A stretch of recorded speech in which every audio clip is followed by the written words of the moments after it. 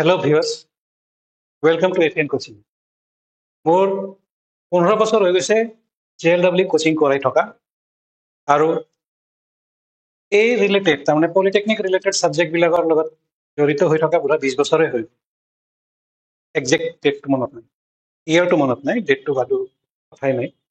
আমি আজি আসাম JLW 24ত কি ৰিকুৱাৰমেন্ট হয় কি ক্ৰাইটেৰিয়া থাকে এইবিলাকৰ ওপৰত অলপ আলোচনা কৰিম মই এটা অলৰেডি ভিডিঅ' বনাইছিলো আজি বহুত 4 বছৰ আগতে যেতিয়া লকডাউন আছিল কাম বাম নাছিল তেতিয়া আৰু যেনে তেনে এটা কেমেৰা লগাই কেনে মই ইয়াৰ ওপৰত এটা ভিডিঅ' বনাইছিলো কিন্তু আজি মই বিচাৰিছো যে মই অলপ ভালকে বনাই দিওঁ কাৰণ সেইখন হিন্দীত আছিল আজি মই অসমীয়াত বনাব বিচাৰিছো তো ইয়াত কি আছিল কোৱালিফিকেশ্যন এজ ডিছকুৱালিফিকেশ্যন আৰু হু কেন এপ্লাই মানে কোনে এপ্লাই কৰিব পাৰে কোনে ডিছকুৱালিফাইড হ'ব এজ লিমিট কিমান হ'ব কোৱালিফিকেশ্যন কিমান হ'ব কাৰণ ৱেবছাইটত উল্টা পুল্টাকে দিয়া আছে ফাৰ্ষ্ট আমি টপিকটো লওঁ কোৱালিফিকেশ্যন যিকোনো ডিপ্ল'মা ইঞ্জিনিয়াৰিং ষ্টুডেণ্ট যোনে আমাৰ অসমত পলিটেকনিক কৰি আছে তেওঁলোকে এপ্লাই কৰিব পাৰে আৰু তেওঁৰ মিনিমাম পাৰ্চেণ্টেজ হ'ব 45% in general category SC SC কাৰণে 40% দিছে কিন্তু আমাৰ ইন জেনেৰেলি কোনো ষ্টুডেণ্টে 45% নাপায় তাতকে বেছিয়ে পায় মোৰ দেন 52 তো পাবই কাৰণ সি যিমানে আমি সাধাৰণতে কম সাধাৰণ নহওক কিয় অসমত কিন্তু 45% ষ্টুডেণ্ট মানে 45% পোৱা ষ্টুডেণ্ট মই দেখা নাই আজিলৈ বিলো 50 মই দেখা নাই 45% কি লজিকত ৰাখিছে একচুৱেলি ৰাখিছে কোনটো লজিকত মই তাকো কৈ দিওঁ এজ পাৰ AICT ৰুল এখন নিয়ম বনাই থোৱা গৈছে যে আমাৰ পাৰ্চেন্টেজ কিমান AICT ৰুলৰ মতে 45% হ'ব লাগে এটা ডিপ্ল'মা ইয়াক অলপ কালাৰটো চেঞ্জ কৰি দিওঁ সো তোমালোকে ভালকে দেখা পোৱা AICTE এটা ৰুল বনাই থৈছে আৰু সেই ৰুলৰ মতে এই 45%টো তেওঁলোকে ৰাখি থৈছে ঠিক আছে সেইটো বহুত ডাঙৰ এটা ইস্যু নহয় আমাৰ ষ্টুডেণ্ট বিলাক এনেও পায় কিন্তু ইয়াত এটা হিডেন কি আছে polytechnic institute of Assam only না ইউ কেন এপ্লাই তুমি এপ্লাই কৰিব পাৰিবা কিন্তু তোমাক চিট নিদিয়ে তেওঁলোকে কাৰণ আমাৰ এতিয়ালৈ বহুত এক্সপিৰিয়েঞ্চ হৈ গৈছে এই চেক্টৰত বহুত বাৰ ষ্টুডেণ্ট বিলাকে আমাৰ তাতে কোচিং কৰিব আহে এতিয়া আমি সেই কেটেগৰীটো সুধিয়ে দিওঁ যে তোমালোকে পলিটেকনিক ক'ৰ পৰা কৰিছা বহুত ষ্টুডেণ্টৰ মাক দেউতাকে তাৰমানে বাহিৰত পঠিয়াই দিয়ে তাতে পলিটেকনিক কৰে পলিটেকনিক কৰি মেলি যেতিয়া ৰিটাৰ্ণ আহে অসমত JLW এপ্লাই কৰিব পাৰে ইউ কেন এপ্লাই ইট তুমি এপ্লাই কৰিব পাৰিবা কিন্তু চিট পোৱাৰ পিছত তুমি চিট নাপাবা কাৰণ তাতে এটা হিডেন এটা এজেণ্ডা আছে যে only for polytechnic reading student যিকেইটা অসমত পঢ়িছে সেইকেইটাহে অকল এলিজিবল হ'ব for the JLW further education 5টা কলেজ যিকেইটা আছে সেই 5টা কলেজৰ কাৰণে ঠিক আছে যে কিছুমান গভৰ্ণমেণ্টত প্ৰমোচনেল কিছুমান ক্ৰাইটেৰিয়া থাকে তাতে ধৰি লোৱা PWD জব কৰিলে তেওঁ এতিয়া ভাবিছে নাই মই এছিষ্টেণ্ট ইঞ্জিনিয়াৰ হ'লে ভাল আছিল জুনিয়ৰ ইঞ্জিনিয়াৰ হৈ কিমান দিন থাকিম তেওঁ যদি পঢ়িব পাৰে তেতিয়াহ'লে এডুকেশ্যনেল লিভ লৈ কেনে তেওঁ এপ্লাই কৰিব তেতিয়া তেওঁৰ বয়সটো অবভিয়াছলি বাঢ়ি থাকিব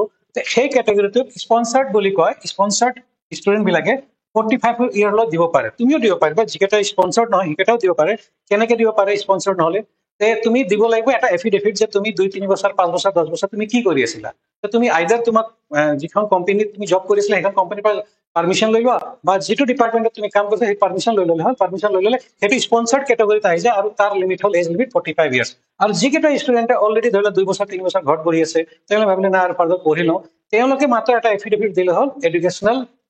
এফিডেভিট বুলি কোৱা হয় আজিকালি সহজে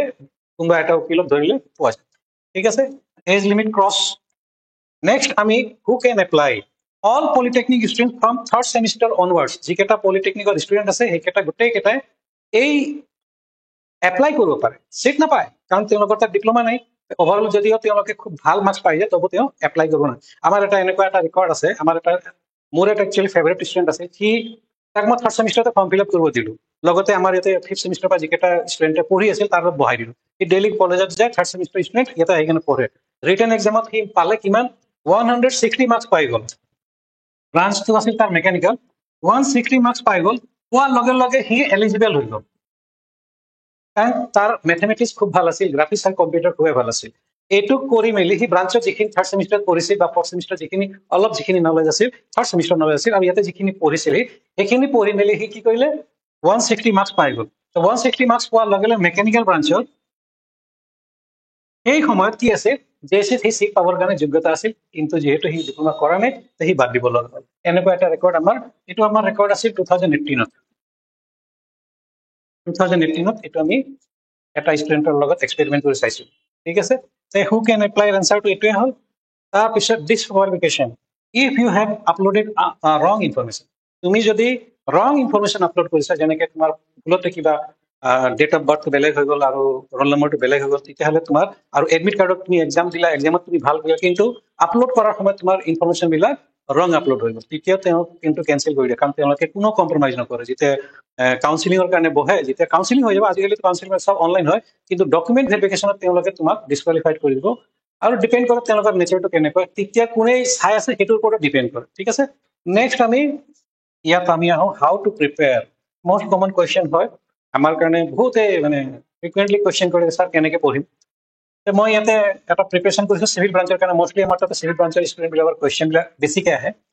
মই যিকেইটা ষ্টুডেণ্টক এডভাইচ দিছোঁ অলৰেডি মই এই ছেইম এডভাইচ মই ইয়াতো কওঁ কাৰণ তেওঁলোকে আকৌ ক'ব যে ছাৰে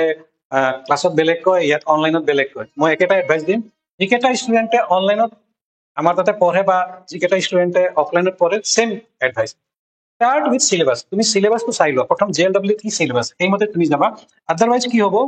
বহুত ষ্টুডেণ্টে মানে একচুৱেলি কি হয় তাত যিটো চিলেবাছ দিয়া আছে ব্ৰাঞ্চ দিয়া থাকে মেথামেটিক্স দিয়া থাকে ক্লাছ 12লৈ আপ টু মানে ক্লাছ 12ৰ মেথামেটিক্স আৰু গ্ৰাফিক্স এণ্ড কম্পিউটাৰ এনেকৈ চিম্পলি লিখি থৈ দিছে 4টা পেজত 4টা পইণ্টত কিন্তু সেইটো 4টা পইণ্টৰ পিছত তুমি এজ পাৰ চিলেবাছ যেতিয়া চাবলৈ যাবা অলপ তুমি চাৰ্চ কৰিলে তোমালোকে গম পাবা আমি বহুত কেইটা জেগাত আপলোড কৰি থৈছোঁ চিলেবাছটো কি ঠিক আছে প্ৰথম তোমাৰ BMBC ইয়াৰ ওপৰত কুৱেশ্যন কাটে কমন হয় এইটোতো সব এক্সামিনেশ্যনত কমন কুৱেশ্যন হয় ষ্ট্ৰাকচাৰৰ ওপৰত কুৱেশ্যন কাটে ছেম ইকুইভেলেণ্ট থাকিব যদি ধৰিব ইয়াৰ 4টা কুৱেশ্যন কাটিছে ইয়াৰো 4টা কুৱেশ্যন কাটিব কিন্তু মেক্সিমাম কুৱেশ্যন আহে সাৰ্ভেইঙৰ পৰা 6 to 8 কুৱেশ্যন সাৰ্ভেইঙৰ পৰা আহে এনভাইৰনমেণ্টৰ পৰা 10 to 12 কুৱেশ্যন আহে জিঅ'টেকৰ পৰা 6 to 8 কুৱেশ্যন আহে হাইড্ৰলিক্সৰ পৰা 3 to 4 কুৱেশ্যন আহে কনষ্ট্ৰাকশ্যনৰ পৰা 1 to 3 কুৱেশ্যন মান আহে এনেকুৱাকে আমি কেটেগৰী বনাই লওঁ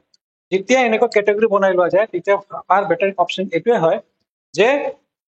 বেষ্ট ৰিজাল্ট পাবৰ কাৰণে এইটো অলপ ভাল হয় ইয়াত প্ৰব্লেমটো কি হয় আমি আটাইতকৈ ইজি পাওঁ BMBC মষ্টলি ষ্টুডেণ্টবিলাকে যেতিয়া উঠাই চাই এই দুটাত বেছি খুব ভালকে প্ৰিপেৰেশ্যন কৰিলে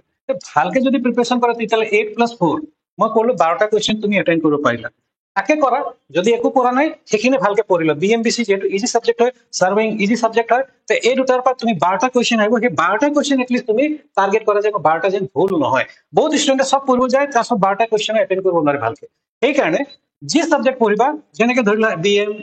সাৰ্ভেইং জিঅ'টেকো বহুতক ভাল লাগে জিঅ'টেকতে তোমাৰ কুৱেশ্যন কেইটা আছে 6টাৰ পৰা 8টা কুৱেশ্যন কৰিব হ'লে 4টাটো পাৰিবা টোটেল কিমান হৈ গ'ল 16 কুৱেশ্যন তুমি যদি ইয়াৰ পৰা লৈ লোৱা তেতিয়াহ'লে এইকেইটা তোমাক ইজিলি এচিভ কৰাব পাৰে 16 ইনটু যদি 4 কৰা যায় 64 মাৰ্কস হয় আৰু 64 marks in branch not a bed marks ঠিক আছে বাকীটো তুমি আৰু একেবাৰে নজনাকে নাথাকিবা না কিছুমান কুৱেশ্যন থাকিব মোৰ কথা হ'ল যিটো ছাবজেক্ট তোমাৰ ভাল লাগে সেই ছাবজেক্ট একদম পঞ্চুৱেলি ভালকে পঢ়ি থৈ দিয়া যেনেকে এইটো BMBC আটাইতকৈ ইজিয়েষ্ট হয় সাৰ্ভিং ইজি হয় জিঅ'টেক ইজি হয় এনভাইৰনমেণ্ট মষ্টলি মানে অলপ বৰিং চেপ্টাৰ হয় কিন্তু আটাইতকৈ বেছি কুৱেশ্যন ইয়াৰ পৰা এনভাইৰনমেণ্টৰ পৰা সেইকাৰণে এনভাইৰনমেণ্টৰ পৰা ষ্টুডেণ্টে কিমান এটেণ্ড কৰিব পাৰে মই যিটো এভাৰেজ দেখিছোঁ 3টা-4টা কুৱেশ্যন সাৰ্ভিঙৰ পৰা সবে এটেণ্ড কৰিব পাৰে BMBC 4টা যদি আহে 4টা সবে এটেণ্ড কৰিব পাৰে জিঅ'টেকৰ 3টা কুৱেশ্যন তো সব ষ্টুডেণ্টে গাধও এটাও এই যাই কিনে জিঅ'টেকত 3টা কুৱেশ্যন কাৰেক্ট কৰি থৈ আহে মই ধৰি ললো 3টা তুমি এনভাইৰনমেণ্টত যদি 10টামান কুৱেশ্যন তাৰে 4টা একেবাৰে কাৰেক্ট কৰিবা হাইড্ৰলিক্সত মই নকওঁ বেছি কুৱেশ্যন কৰিব পাৰিবা কিন্তু তবু মিনিমাম 2টা কুৱেশ্যন এটেণ্ড কৰিব পাৰিবা কনষ্ট্ৰাকশ্যন টেকনলজি বুলি এটা ছাবজেক্ট আছে তাৰো ষ্টুডেণ্টবিলাক একচুৱেলি BMBCৰ লগত অলপ ৰিলেটেড হয় সেইকাৰণে এইটোও কৰিব পাৰে তেতিয়া যোগ কৰিলে তুমি যিমানখিনি পাবা 8-6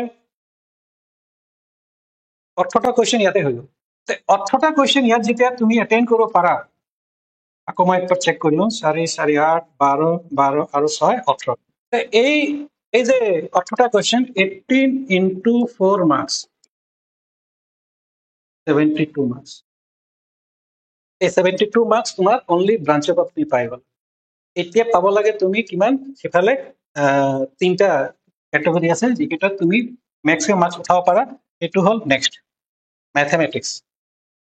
এটলিষ্ট ষ্টুডেণ্টে ইয়াৰ পৰা তোমালোকে মই কৈ দিওঁ যে যদি অলপ প্ৰিপেৰেশ্যন কৰি থৈ যায় কিছুদিনৰ ভিতৰতে যদি প্ৰিপেৰেশ্যন কৰিব বিচাৰা তেতিয়াহ'লে তুমি এটলিষ্ট 15 কুৱেশ্যন তুমি এটেণ্ড কৰিবই লাগিব কাৰেক্টলি 15 যদি 4 নম্বৰ দি কৰা যায় তেতিয়াহ'লে 60 মাৰ্কস হয় সেইফালে অলৰেডি আমাৰ কিমান আছিল 72 তেতিয়াহ'লে আমি কিমান পালো 132 মাৰ্কস তুমি পাই আছা মেথমেটিক্স আৰু ব্ৰাঞ্চত এতিয়া পাবা কেনেকে এইটোত ইয়াৰো প্ৰিপেৰেশ্যন কেনেকে কৰিবা আৰু কোনটো কিতাপ ফ'ল' কৰিলে ভাল হয় মই তাকো কৈ দিওঁ এখন কিতাপ আহে আৰিহান পাব্লিকেশ্যনৰ এ হেণ্ডবুক অফ মেথমেটিক্স এইখন আটাইতকৈ ইজিয়েষ্ট বুক হয় যদি ইয়াক ফলো কৰিবা বহুত ভাল যদি এইটো কিতাপ তোমাৰ তাত নাই এনচিইআৰটি ক্লাছ 11-12 যিখন বুক এইখন ফলো কৰিবা যদি নাই তেতিয়াহ'লে আৰ ডি শৰ্মাৰ মেথমেটিক্সৰ কিতাপটো চাবা আৰু যদি এইবিলাক গোটেই একো নাই go through CEE question paper previous year question paper solve কৰা যি তুমি জানা চিভিল তোমাৰ ব্ৰাঞ্চ যি নহওক CEE তাৰমানে common entrance exam for engineering কলেজত যিমান 5টা কলেজ আছে তাৰ কাৰণে এটা কমন এন্ট্ৰেন্স এক্সাম হয় ষ্টেট কাউন্সিল ফৰ টেকনিকেল এডুকেশ্যনে আণ্ডাৰ আছটো এইখনৰ পৰীক্ষা আজিকালি পাতে কেতিয়াবা আমাৰ এই আছটোৱে পাতে কেতিয়াবা আমাৰ AC পাতে কেতিয়াবা ডিব্ৰুগড় ইউনিভাৰ্চিটি পাতে যিকোনো পাতে আগতে তেনেকে আছিল এতিয়া আছটো পাতি আছে আছটোৰ আণ্ডাৰত CEE যিটো পেপাৰ কাটে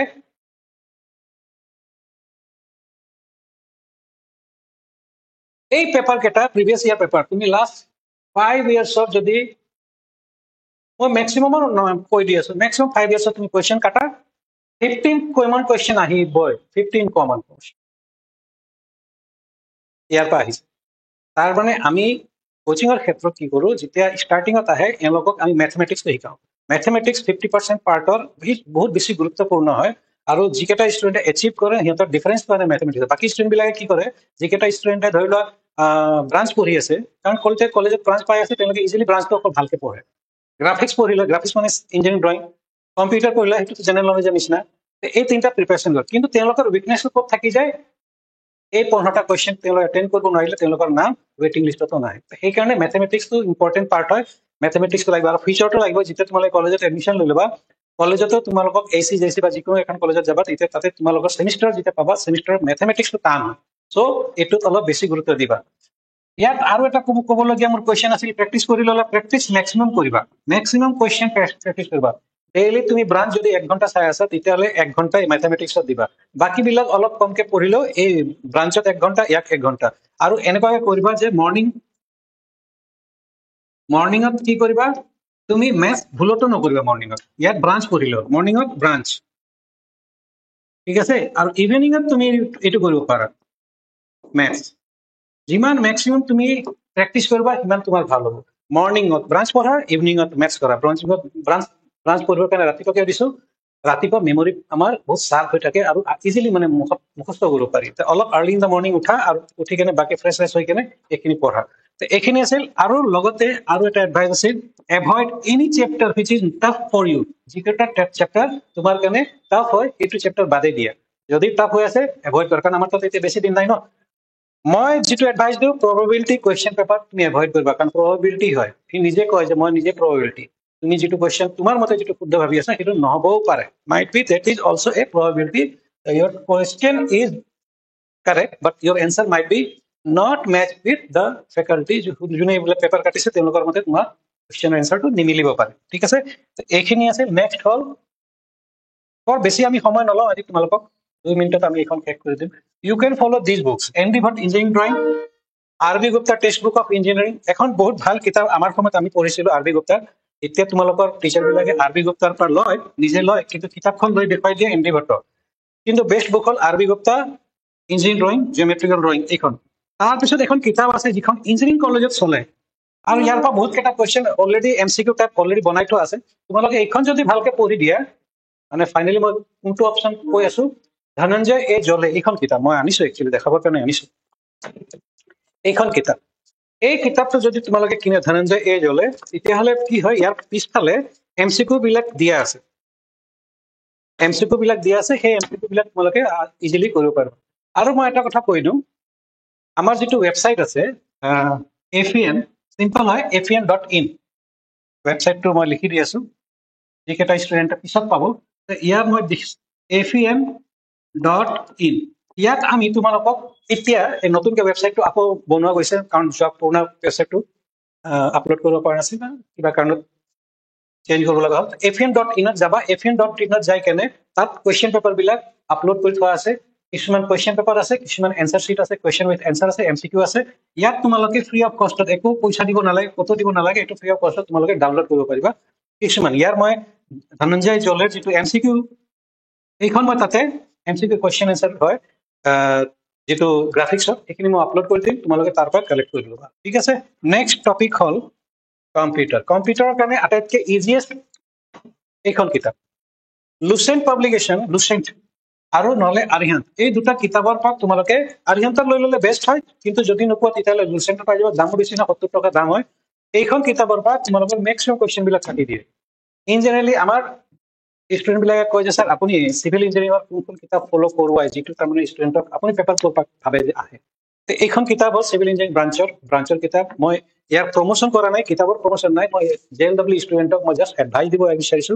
এই কিতাপটো অলপ ষ্টেণ্ডাৰ্ড কিতাপ হয় এইটো UPSC লেভেলৰ কিতাপ হয় কিন্তু ইয়াৰ ভিতৰত যিবিলাক ইজি কুৱেশ্যন আছে সেইটো JLW কাটে আৰু মই বহুতবাৰ ইয়াৰ পৰা কমন কুৱেশ্যন পাইছো তে ৰাইটাৰজনৰ নামটো মই কৈ দিওঁ VS মূৰ্তি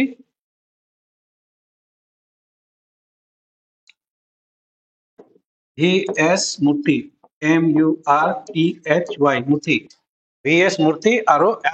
S সুদ এওঁ দুজনে এখন কিতাপ লিখিছে question bank in civil engineering এইখন অলপ S সুদ নহয় এইখন R সুদ হয় R সুদ এইখন তোমালোকে চাই ল'ব পাৰিবা মোৰ এইখিনিয়ে ক'বলগীয়া আছিল বৰ বেছি আজি তোমালোকৰ সময় নলওঁ ঠিক আছে